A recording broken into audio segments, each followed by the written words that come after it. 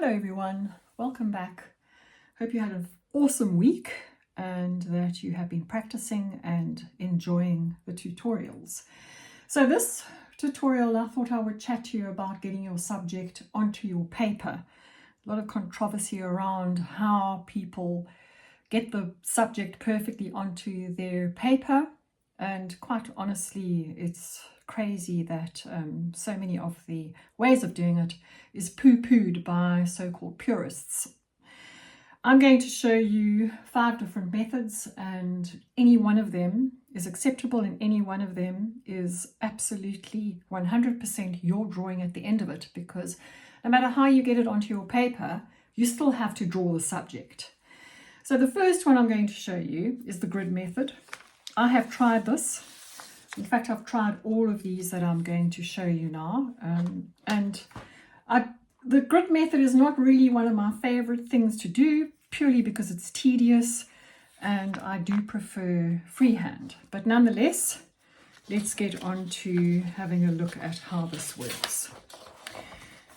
So basically, and I have used the grid method. I have a commission here that I've done, and I do put a grid on here. You can either get Procreate and use that, or I'm pretty sure that there is an app on your phone that you can download to put a grid onto your photograph before printing it out. And the reason I do this, especially for a commission, is that I can accurately get the eye or the detail in of the subject that I'm drawing. It's purely for that. I don't put the grid down onto the piece of paper first.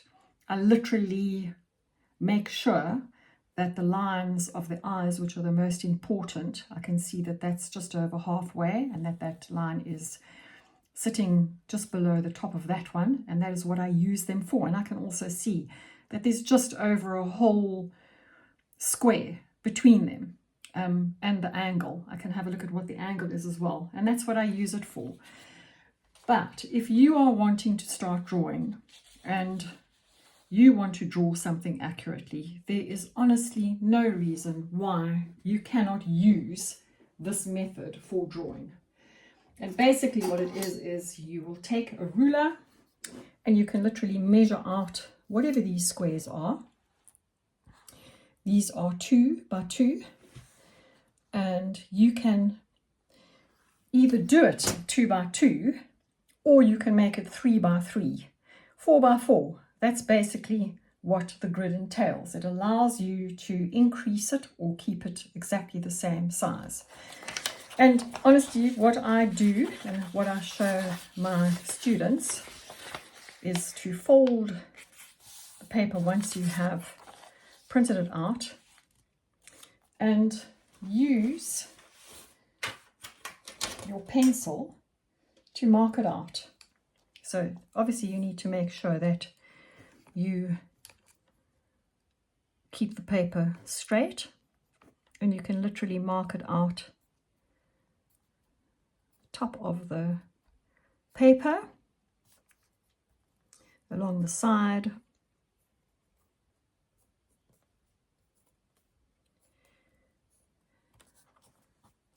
you can also use it just to mark out an area for, say, the eye. And I have to tell you that doing this grid method is the most incredible thing, because I have always done everything freehand. It's something that I've just started doing, and I haven't kind of done any other way of any other method of drawing. Something that I really enjoy. And when I did this, I was absolutely appalled as to how inaccurate, for want of a better word, how inaccurate my leopard spots were. Your brain, and I've said this to you many times, your brain tricks you like you have no idea as to how it tricks you. So basically you would do exactly what I'm doing now. Measure it out. You would connect your markings and, if you wanted to make sure that the eyes were accurate, you could literally have a look and see which those are and just mark those out. And that is something that I do with my students when they're first learning. So the eyes are sitting along this one. They're sitting here. So I would literally draw this in. This one we've already got in. Those two we've already got in. And we can see that it's sitting along the edge of that one. So that's what I would do, is I would mark those out, especially across the page.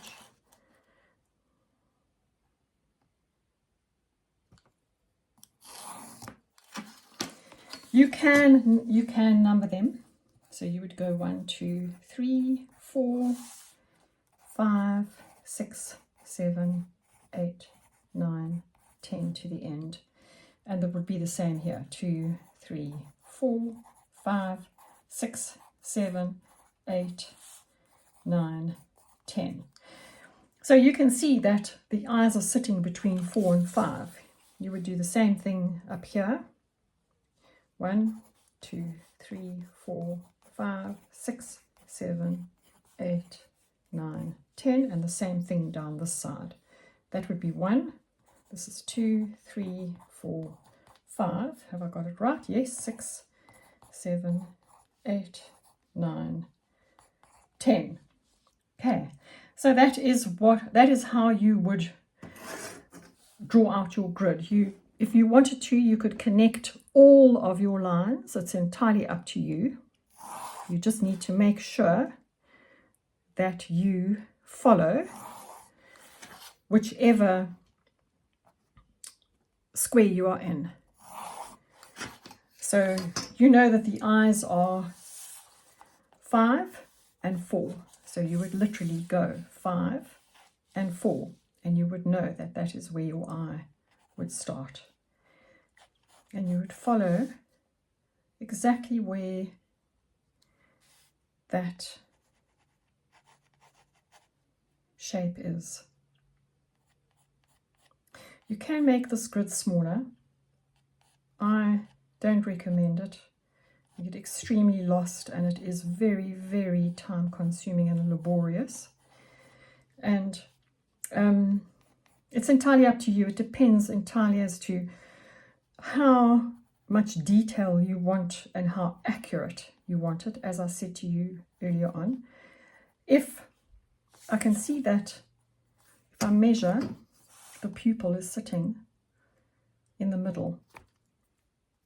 The start of it is in the middle, and it goes slightly off.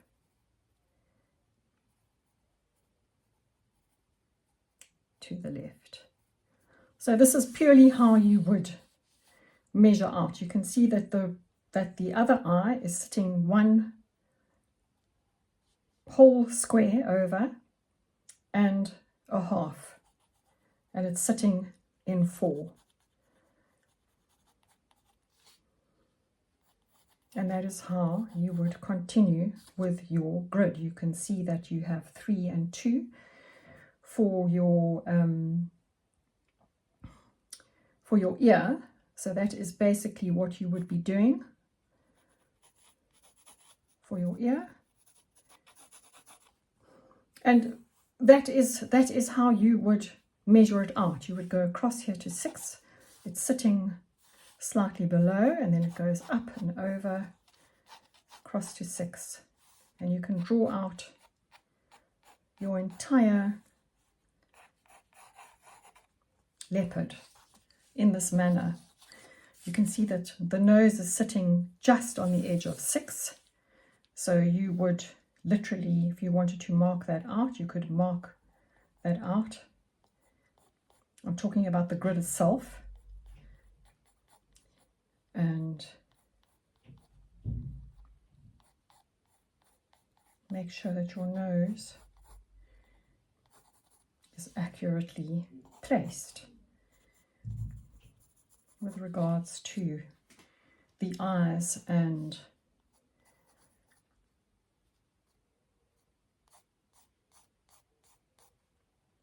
everything else that you wanted to make sure were correct on this drawing. So that is the grid method. And as I said to you, you can continue connecting all of these points, and you would then continue drawing the entire leopard using this grid method, and it would be very, very accurate. I mean, obviously it's going to be extremely accurate because you are just following lines that you have drawn in. And I must just tell you though that even if you are not a grid method person, it is a very, very good exercise because it really does show you how inaccurate you are. If you look at this, if I take my 7 across here, and my brain has told me, and that is how big that nose is, you can see how out it is. You can see that it is completely out. It comes in, does that, and it doesn't even cross over that line. And that's why I say that it is just such a good exercise to do, because your brain definitely leads you astray. So do try it. Every single method that I'm going to show you today they're all extremely worthwhile. So do give them a bash. So this is the grid method.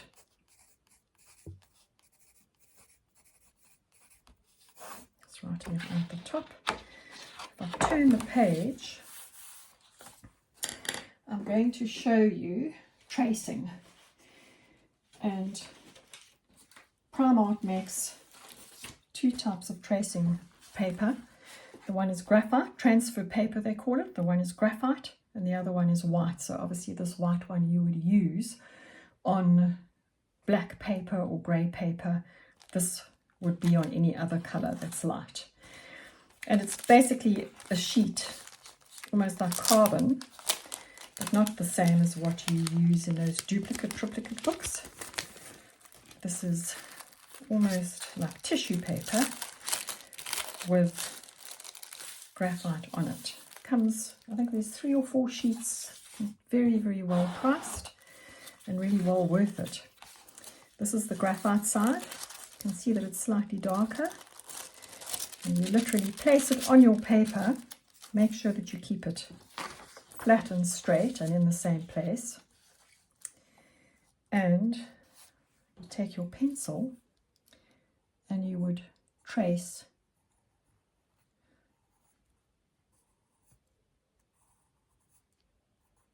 your subject onto your paper. Obviously you need to check to make sure that you are getting a line. There it is there. And you can make sure that it is as dark or as light as you want it. Now do be careful, because obviously this is black and I'm doing this on a piece of white paper, and you don't want to get this into an area that has light reflection that you need to be white, because it's going to be quite difficult for you to erase.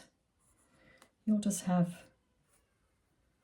a little black line there which you don't really want at the end of the day on your drawing, because you're spending a lot of time drawing and you don't want anything to ruin it, such as this. So I do go around these. If you are going to trace, make sure that you go around all the places where there are shadows and it's darker. And you lift it carefully and you can see that you have the shape of the nose there, and you can always go over it if it isn't to your liking. This I do as a broken line, or I would do as a broken line, purely because it's fur and it isn't a straight line, is it? So hence I'm just putting it in. You've got whiskers that come across here, and you have this beautiful black, solid black spot on the right or left of the mouth, whichever way you're looking at the photograph, with all of these incredible whiskers and all these black spots that the whiskers come out of. Here I would just lightly put in some fur markings. Let's see how we're doing. And that's what it looks like. And you would continue putting in every single little detail that you felt you needed. And as I said to you, whether you do the grid method or whether you trace it, at the end of the day, whatever your process is to get it onto the paper is your own personal thing. There's no right, there's no wrong. And at the end of the day, you now have to shade this in and get your tonal values correct, which is what drawing is all about. So if anybody tells you anything different, ignore them completely. So that's the grid method, and that's obviously the tracing method. Grid method takes obviously a lot longer, it's a lot more tedious. It is sort of, at the end of the day, I suppose, more hand drawing than tracing, but that is another way of getting your subject onto your paper. Then if we go on to what I call measuring, or what is termed measuring, and literally that would be making sure that your measurements are correct. We did this eye, and we did this eye through that measurement process where we measured with a pencil. We measured from the edge of the tear duct to the edge of the eye, and we put it onto the paper. We did that, turn the pencil around, and we measured there. So now we have the tear duct, and we have the end of the eye, or the finish of the eye. I don't know what you would call that, but the finish of the eye. We also looked at where the iris is, and we saw that if you went across the eye with the pencil, it isn't sitting in the middle. The bottom lid is probably a third lower than what the top lid is. And we measured the furthest distance, and we tried to get that measurement in as well. So if we took a line across here, very, very light line across here, and we did a third, that was how we got the bottom of the eye.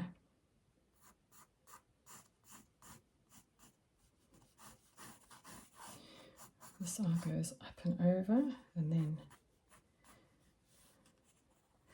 comes down into the tear duct. And that was how we measured. We then measured from the finish of the eye, or the side of the eye, to the middle of the iris, and we also measured this very, very small amount of white on the edge here. We then measured where the pupil sat in relation to the eyeball, top and the bottom, and we got that in as well.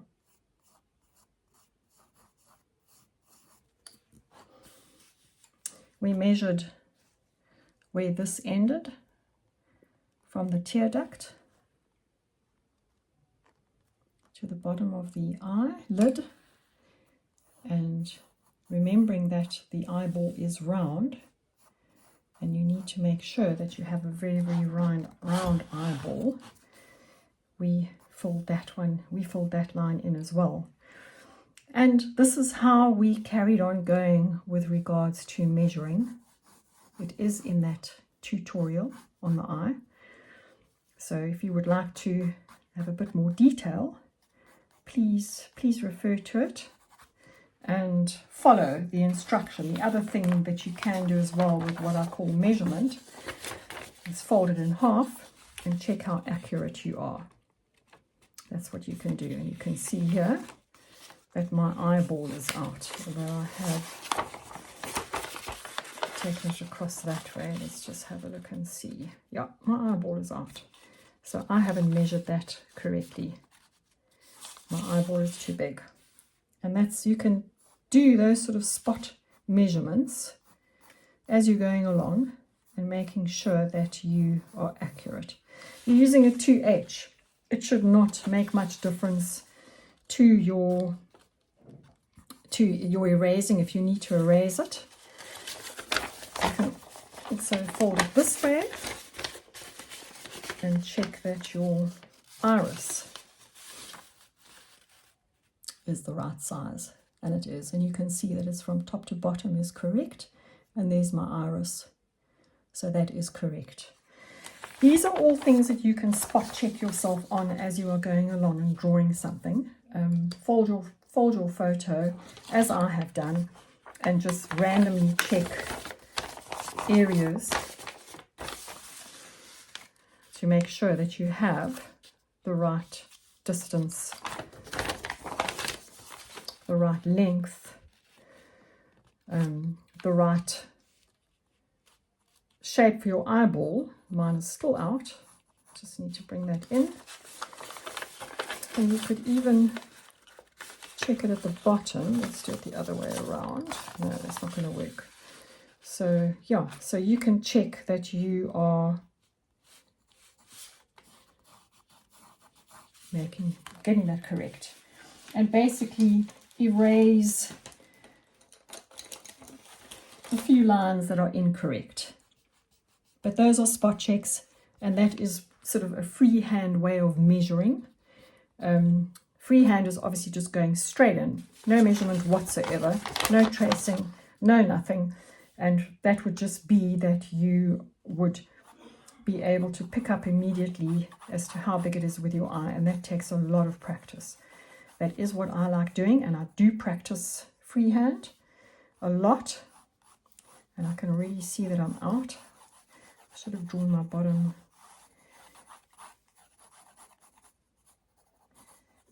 in first. And freehand is very, very freeing because you can literally draw it in and then start sculpting and making sure you have things in the right sort of place and the right area, and using your other pencils, your darker pencils, then start shading in and making sure that the lines are correct. Okay, so freehand is what that would be. And you could, if you were to make it the same size as what the photograph is, then you could also do your spot checks as I've just shown you now. There we go. So that would be what your freehand is. And honestly, this is something that is so good for you to practice. I mean, I've literally taken, I don't know, I haven't really timed it, but it's so good for you to practice freehand and getting shapes and measurements correct. So if I draw a line across there, if we look here, that to there, so this should be below it is, and that needs to come down. So there, that's how you can check whether you have got your measurements correct or not. And then you can just erase all those lines that I've put in here. Erase them out. And then start using your darker pencils to fill in your tonal values. So this would be the measurement, what I call measurement, where you use your pencil or a ruler.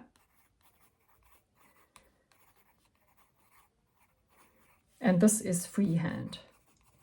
And this is just going for it. And these are very, very good exercises to do. To do this and to do it as quickly as you can, and as accurately as you can, and to keep repeating them is one of the best things that you can do to increase your drawing substantially capability. Then what I want to talk to you about, the fifth way of doing it, I want to talk to you about is the envelope. So basically what happens is you draw what is called an envelope around the subject. In this case you can't see that particular pair, but this would be called the envelope when you draw that sort of shape. And you would transfer that onto your paper. So you would again use your pencil and the angle of it, measure it out so you can see that it's at quite an angle. Make sure you've got that angle. This is not quite as much of an angle. Just get that angle out.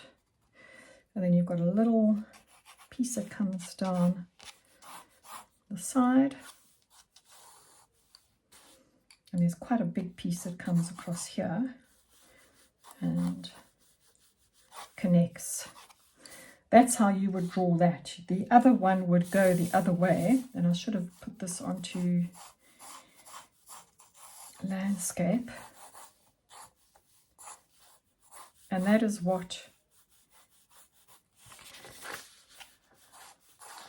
the envelope method is.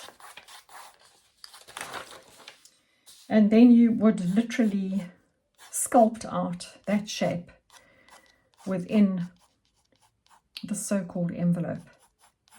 Gives you a guideline, and it helps you with regards to freehand. In a way, it is definitely a freehand way of drawing, and this would also help you tremendously with your drawing, freehand, because you would be practicing with it as well. My pear looks a bit fat, so I'm just going to sculpt it off there a little bit. This one would come down. It's got this beautiful long stem on it, and it would follow the lines of your envelope on the other side. So those are the 5 different ways of transferring your subject onto your paper, and none of them are incorrect, not one of them. Don't let anybody tell you that it is incorrect, because you still have to shade, get the tonal values correct. There's a lot that goes into a drawing, more than just getting your subject down onto your paper. I hope you've enjoyed this, and I hope it's enlightened you, and I hope that you feel better about whatever method you use to get your subject onto your paper. Chat again soon. Bye.